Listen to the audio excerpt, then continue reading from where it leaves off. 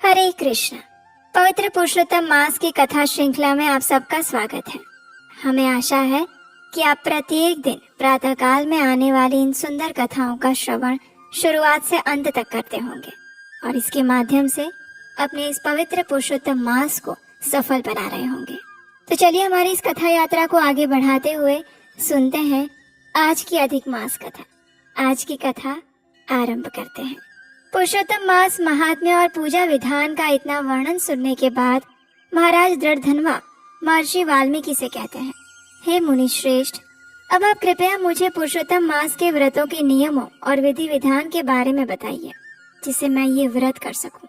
तब महर्षि वाल्मीकि कहते हैं, हे राजन, इस पुरुषोत्तम मास में खीर अथवा गेहूं, चावल, मूंग, जौ, तिल, मटर, समा, निवार, अदरक, कंकुल, कंद, मूल, ककड़ी, केला, समुद्री नमक, दही, मक्खन, पनीर, आम, हर्ड, पीपल, जीरा, सौंठ, इमली, सुपारी, आंवला, गुड़, खांड, ये सब नहीं खाने चाहिए। हविष्य अन्न यानी कि ऐसा भोजन जो तेल में ना पकाया गया हो, व्रती को उसे ही खाना चाहिए। सब प्रकार के आमिष पदार्थ, उड़द, मधु, बेर, राई, मादक वस्तु, मांस, दाल, तिल का तेल, कीड़ों का खाया हुआ, लोहा का लगा हुआ, भावना से दूषित, बनाने में दूषित अन्न अथवा दूसरे का हिस्सा कभी नहीं खाना चाहिए। दूसरों से शत्रुता और स्त्री गमन नहीं करनी चाहिए। पुरुषोत्तम मास में विवाह और उत्सवों का निषेध बताया गया है। परदेश भी केवल तीर्थ के सिवाय नहीं जाना चाहिए। देवता, वेद, ब्राह्मण, गुरु, गौ, व्रती, पत्नी, राजा और बड़ों की पुरुषोत्तम मास में बुराई नहीं करनी चाहिए। प्राणायंग में चूर्ण, फलों में जंभीरी, धान्य में मसूर और बासी अन्न निषेध माने गए हैं। बकरी, गौ, भैंस को छोड़कर अन्य का दूध, ब्राह्मण द्वारा बेचे गए तेल, घी आदि रस पदार्थ, मिट्टी से पैदा हुआ नमक, तांबे के बर्तन में रखा हुआ दूध, दही, घी, चमड़े के पात्र का जल, अपने ही लिए बनाए अन्न को पंडित लोग आमिष कहते हैं। ऐसे भोजन भी नहीं करने चाहिए। पुरुषोत्तम मास के व्रती को ब्रह्मचर्य पालन करके धरती पर सोना चाहिए और पत्तल में भोजन करना चाहिए। सायंकाल में एक बार ही भोजन लेना चाहिए। रजस्वला स्त्री, म्लेच्छ, पतित और संस्कारहीन व्यक्तियों से वार्तालाप नहीं करना चाहिए और इन लोगों तथा सूतकियों का अन्न और दोबारा गर्म किया या फिर जला हुआ अन्न भी नहीं खाना चाहिए। प्याज, लहसुन, मुस्ता, छत्रक, गाजर, मूली, बथुआ, ये सभी व्रती को नहीं खाने चाहिए। इस व्रत और अन्य व्रतों में भी इन वस्तुओं को त्याग देना चाहिए। कृच्छ आदि व्रत अपनी शक्ति के अनुसार विष्णु भगवान की प्रसन्नता के लिए करने चाहिए। पेठा, कासी फल, तरुणी, मूली, नारियल, कलिंग फल, आंवला, गोला, अलम्बू, पटोल, बेर, बैंगन, वल्ली साग, बेल, कमलनाल और जल में उत्पन्न होने वाले फल फूल पुरुषोत्तम मास के प्रारंभ से पूर्णिमा तक नहीं खाने चाहिए। गृहस्थ को हमेशा रविवार को आंवला नहीं खाना चाहिए। पुरुषोत्तम मास में जो वस्तु का त्याग करते हैं वह पुरुषोत्तम भगवान की प्रसन्नता के लिए ब्राह्मण को दान करके फिर खाना आरंभ करना चाहिए। हे राजन, नियम के बिना कोई फल नहीं होता। पुरुषोत्तम मास का व्रत शक्ति हो तो उपवास रहकर करे अथवा घी या दूध पीकर करे। व्रती पुरुष फलाहार करके रहे, जैसे भी व्रत भंग ना हो उसी प्रकार व्रत करे। प्रातःकाल उठकर नित्य कर्म करे, फिर श्री कृष्ण को हृदय में स्मरण करके भक्ति पूर्वक नियम धारण करे। श्रीमद् भागवत की कथा इस मास में सुने, इसके पुण्य को ब्रह्मा भी नहीं कह सकते। पुरुषोत्तम मास में लाख दल तुलसी से शालिग्राम भगवान का पूजन करने से अनंत पुण्य और मोक्ष प्राप्त होता है। पुरुषोत्तम मास में स्नान, नियम अनुसार व्रत और भगवान का पूजन करने वाले पुरुष को देखकर यमदूत उसी प्रकार भाग जाते हैं जिस प्रकार सिंह को देखकर हाथी भाग जाते हैं। इस मास का व्रत सैकड़ों यज्ञों से भी श्रेष्ठ है। पृथ्वी में जितने तीर्थ हैं वो देवताओं सहित व्रती मनुष्य के शरीर में निवास करते हैं। बुरे स्वप्न, दरिद्रता, काया, मन और वाणी के गलत कर्म पुरुषोत्तम व्रती के नष्ट हो जाते हैं। पुरुषोत्तम व्रती जहाँ भी रहते हैं वहाँ भूत प्रेत पिशाच उनके सामने नहीं ठहरते। हरिभक्त जब निश्चल होकर पुरुषोत्तम की सेवा में होते हैं तब इंद्र आदि देवता पुरुषोत्तम की प्रसन्नता के लिए उसकी रक्षा करते हैं और मात्र इस एक मास के व्रत और पूजा से व्यक्ति मुक्ति का सहज अधिकारी बन जाता है। इस प्रकार ऋषि वाल्मीकि ने राजा दृढ़धनवा को पुरुषोत्तम मास में करने योग्य, खाने योग्य और वर्जित सभी पदार्थों के विषय में विस्तार से समझाया। उसके बाद राजा दृढ़धनवा महर्षि वाल्मीकि से इस पुरुषोत्तम मास के फल के विषय में पूछेंगे और वो हम सुनेंगे हमारे इसी अधिक मास कथा श्रृंखला की अगली कड़ी में। क्या आप जानते हैं पुरुषोत्तम मास में की गई छोटी सी भक्ति भी कई गुना फल देती है, लेकिन अगर नियम सही ना हो तो इतने दुर्लभ महीने का पूरा लाभ नहीं मिल पाता। और ये पवित्र अधिक मास अब अगले 3 साल बाद आएगा, इसलिए हम लाए हैं एक संपूर्ण अधिक मास गाइड ई बुक, जिसमें आपको मिलेगा हर नियम, हर कथा, व्रत विधि, मंत्र और कंप्लीट गाइडेंस। अभी तुरंत अपनी ई बुक प्राप्त करें, लिंक नीचे डिस्क्रिप्शन बॉक्स में मिल जाएगा। आइए अब हम सुनते हैं इसी अधिक मास में सुनी जाने वाली एक और सुंदर पौराणिक कथा। पिछले अध्याय में राजा हरिश्चंद्र के पुत्र रोहित के जीवन दान की कथा सुनी। रोहित के बाद छठी पीढ़ी में महाराज बाहुक का जन्म हुआ।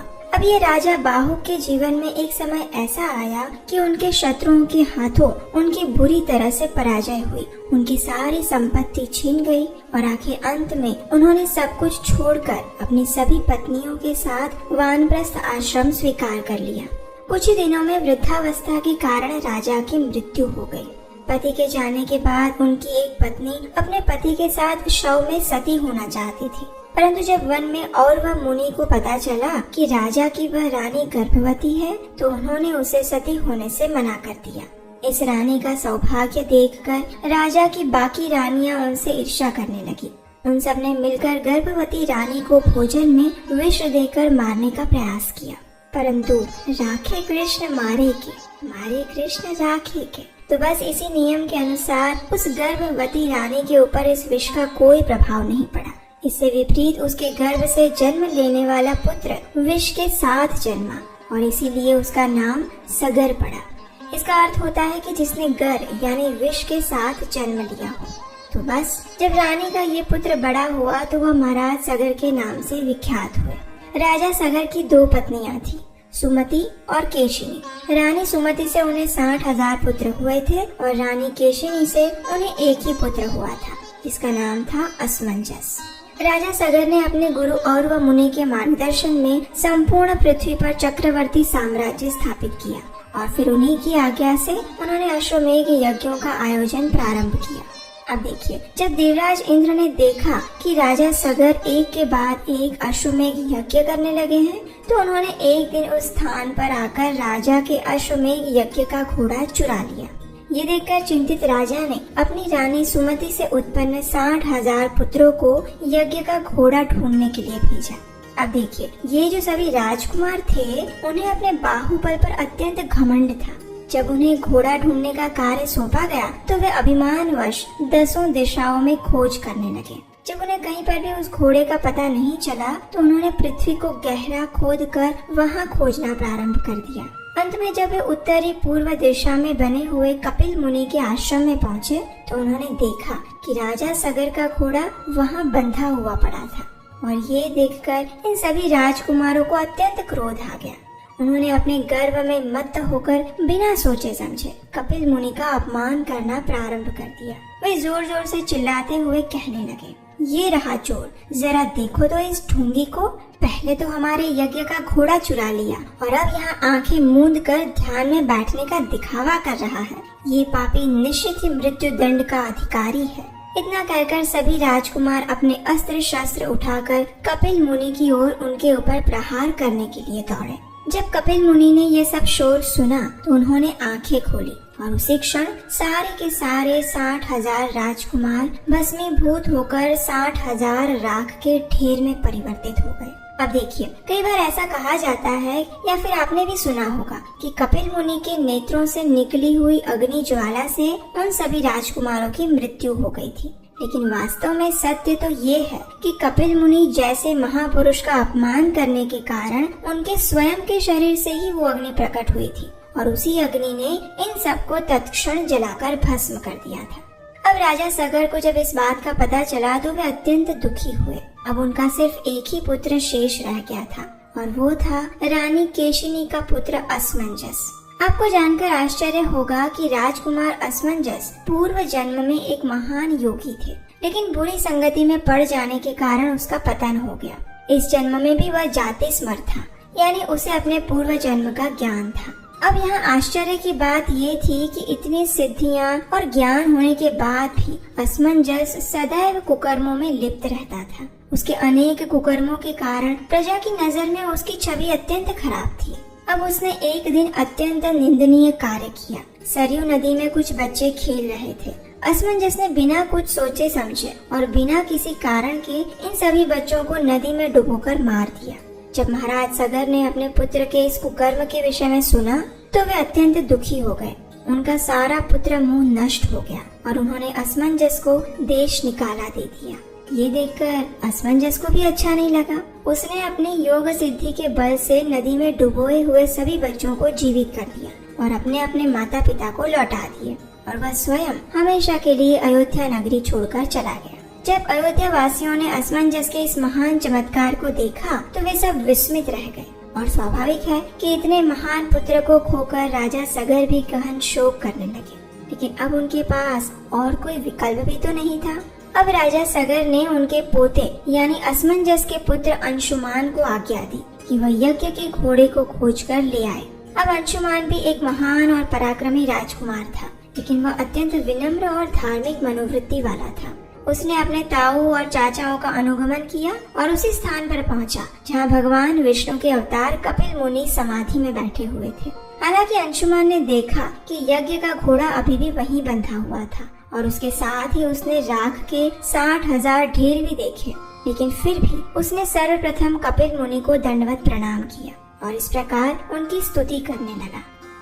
न पश्यति त्वां परमात्मनो जनो न बोध्यते ध्यापि समाधि युक्तिभिः कुतो परेतस्य मनः शरीरधि विसर्गसृष्टा वयमा प्रकाशः ये देहभाजस्त्रिगुणा प्रधाना गुणान् विपश्यन्त्युत वा तमश्च यन्मायया मोहितचेतसस्त्वां विदुः स्वसंस्थं न बहिः प्रकाशः। हे भगवान, आप ध्यान अथवा मानसिक कल्पनाओं से परे हैं, इसलिए ब्रह्मा जी जैसे महान देवता भी आपकी स्थिति को भली भांति समझने में अक्षम है। फिर हम जैसे तुच्छ प्राणियों का तो कहना ही क्या।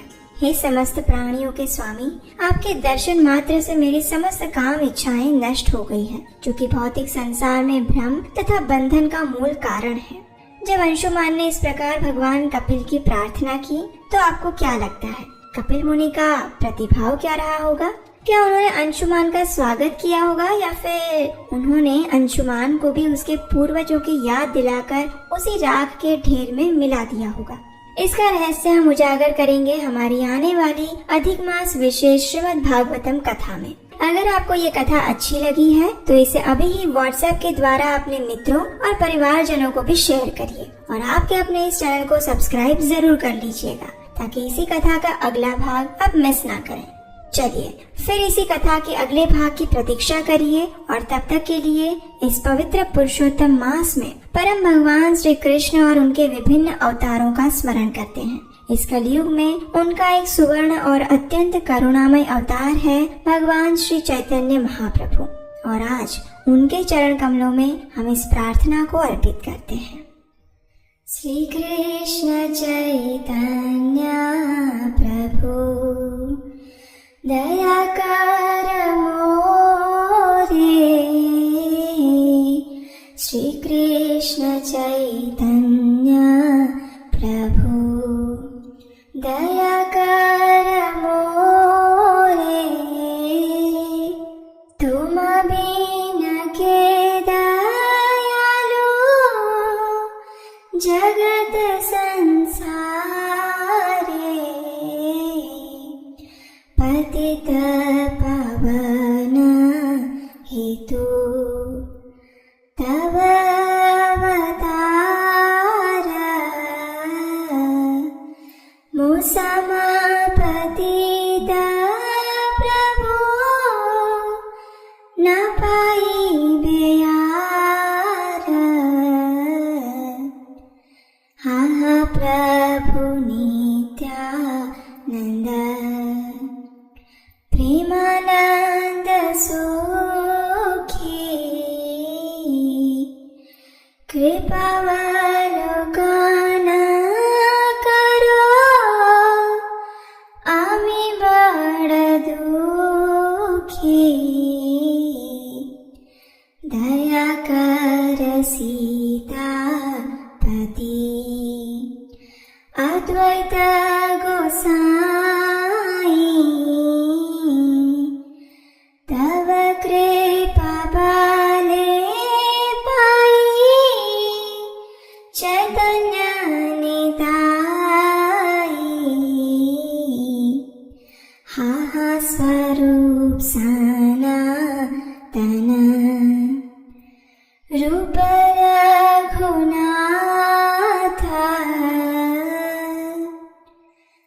भट्टयोग श्रीजीव प्रभु लोकनाथ दया कर श्रीयाचार्य प्रभु श्रीनिवास रामचंद्र संग मांगे नरोत्तम दास श्री कृष्ण चैतन्य प्रभु दया कर मोरे श्री कृष्ण चैतन्य प्रभु दया कर मोरे। भगवत गीता अध्याय 15 पुरुषोत्तम योग। ऊर्ध्वमूलम् अधः शाखम् अश्वत्थं प्राहुरव्ययम् छन्दांसि यस्य पर्णानि यस्तं वेद स वेदवित्। भगवान ने कहा जाता है कि एक शाश्वत अश्वत्थ वृक्ष है। उसकी जड़ें तो ऊपर की ओर है और शाखाएं नीचे की ओर, और पत्तियां वैदिक स्तोत्र हैं।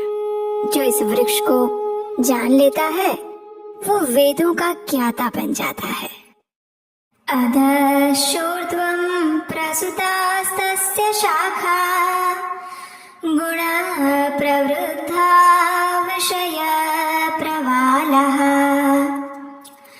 अधश्च मूलान्यनुसन्ततानि कर्मानुबन्धीनि मनुष्यलोके।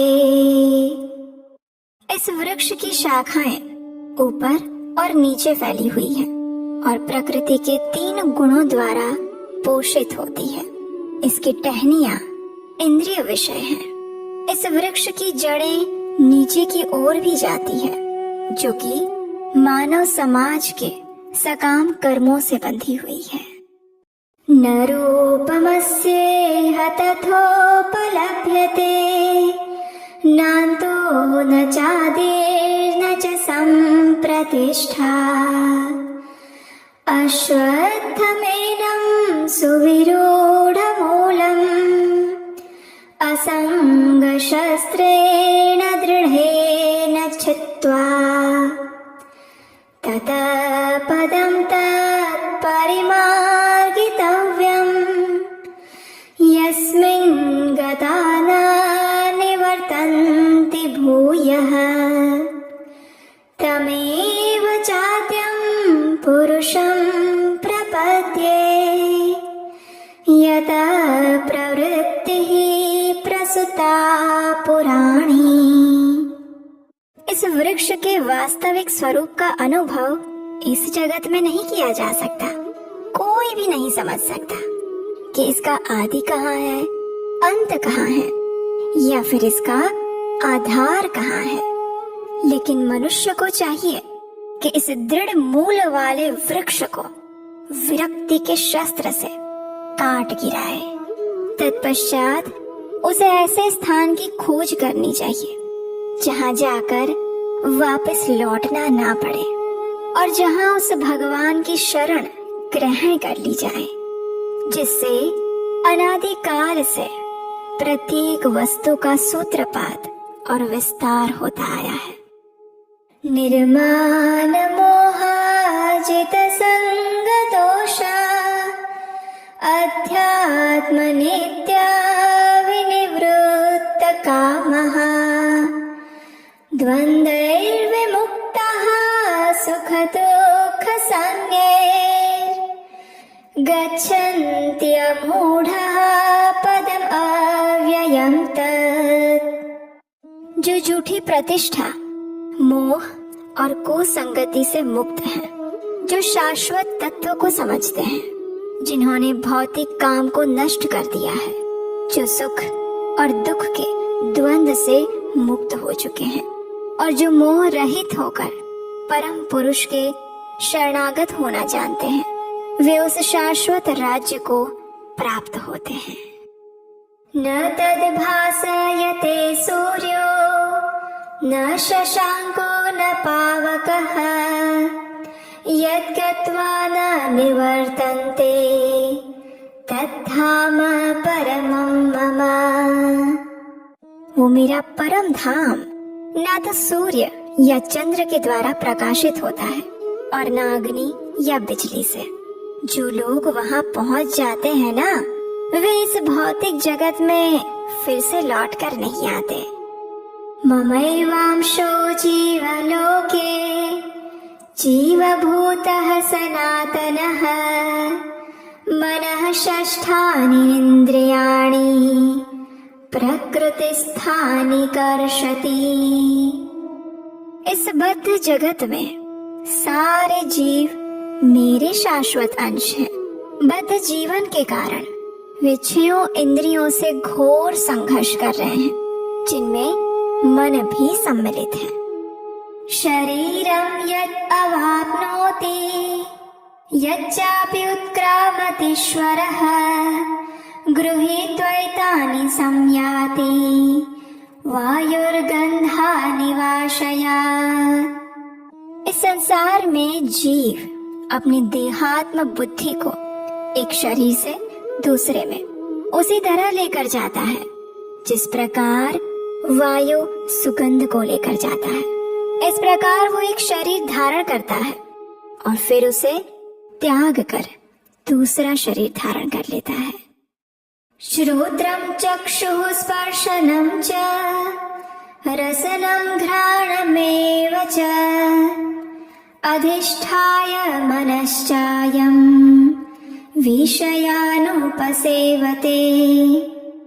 इस प्रकार दूसरा स्थूल शरीर धारण करके जीव विशेष प्रकार का कान, आँख, जीभ, नाक और स्पर्श इंद्रिय प्राप्त करता है, जो मन के चारों ओर संपूजित रहता है, और इस प्रकार वो इंद्रिय विषयों के एक विशिष्ट समुच्चय का भोग करता है। उत्क्रामन्तं स्थितं वापि भुञ्जानं वा गुणान्वितं विमूढानानुपश्यन्ति पश्यन्ति ज्ञानचक्षुषः। मूर्ख लोग ना तो समझ पाते हैं कि जीव किस प्रकार अपना शरीर त्याग सकता है, ना ही वो ये समझ पाते हैं कि प्रकृति के गुणों के अधीन वो किस प्रकार के शरीर का भोग कर रहा है। लेकिन जिसकी आंखें यानी कि उसके नेत्र ज्ञान में प्रशिक्षित होते हैं, वो ये सब कुछ देख सकता है। यतन्तो योगिनश्चैनं पश्यन्ति आत्मनि अवस्थितं यतन्तापि यकृतात्मानः नैनं पश्यन्ति अचेतसः। आत्म साक्षात्कार को प्राप्त प्रयत्नशील योगी जन ये सब कुछ स्पष्ट रूप से देख सकते हैं, लेकिन जिनके मन विकसित नहीं है और जो आत्म साक्षात्कार को प्राप्त नहीं हुए हैं, वे प्रयत्न करने के बाद भी ये नहीं देख पाते कि आखिर क्या हो रहा है। यदादित्यगतं तेजो जगद्भासयते अखिलम् यच्चन्द्रमसि यच्चाग्नौ तत्तेजः विद्धि मामकम्। सूर्य का तेज जो सारे विश्व के अंधकार को दूर करता है वो मुझसे ही तो निकलता है। चंद्रमा और अग्नि के तेज भी मुझसे उत्पन्न है। कामाविश्य च भूतानि धारयामि अहम् ओजसा पुष्णामि च औषधिः सर्वः सोमो भूत्वा रसात्मकः। मैं प्रत्येक लोक में प्रवेश करता हूँ और मेरी शक्ति से सारे लोग अपनी कक्षा में स्थित रहते हैं। मैं ही चंद्रमा बनकर समस्त वनस्पतियों को जीवन रस प्रदान करता हूँ। अहं वैश्वानरो भूत्वा प्राणिनां देहम् आश्रितः प्राणापान समायुक्तः पचामि अन्नं चतुर्विधम्। मैं समस्त जीवों के शरीरों में पाचन अग्नि यानी वैश्वानर हूँ और मैं श्वास प्रश्वास प्राण वायु में रहकर 4 प्रकार के अन्नों का पाचन करता हूँ। सर्वस्य चाहं हृदि सन्निविष्टो मत्तः स्मृतिर्ज्ञानमपोहनं च वेदैश्च सर्वैरहमेव वेद्यो वेदान्तकृद्वेदविदेव चाहम्। मैं प्रत्येक जीव के हृदय में आसीन हूँ और मुझसे ही स्मृति ज्ञान और विस्मृति आती है। मैं ही वेदों के द्वारा जानने योग्य हूँ। निसंदेह मैं वेदांत का संकलन करता और समस्त वेदों का जानने वाला भी हूँ। द्वाविमौ पुरुषौ लोके क्षर अक्षर एव च क्षरः सर्वाणि भूतानि कूटस्थो अक्षर उच्यते। जीव 2 प्रकार के होते हैं, च्युत और अच्युत। भौतिक जगत में प्रत्येक जीव च्युत यानी कि क्षर होता है और आध्यात्मिक जगत में प्रत्येक जीव अच्युत अक्षर कहलाता है। उत्तमः पुरुषस्त्वन्यः परमात्मेति उदाहृतः यो लोकत्रयम् आविश्य बिभर्ति अव्ययः ईश्वरः। इन दोनों के अतिरिक्त एक परम पुरुष परमात्मा भी है जो साक्षात अविनाशी भगवान है और जो तीनों लोकों में प्रवेश करके उनका पालन कर रहा है।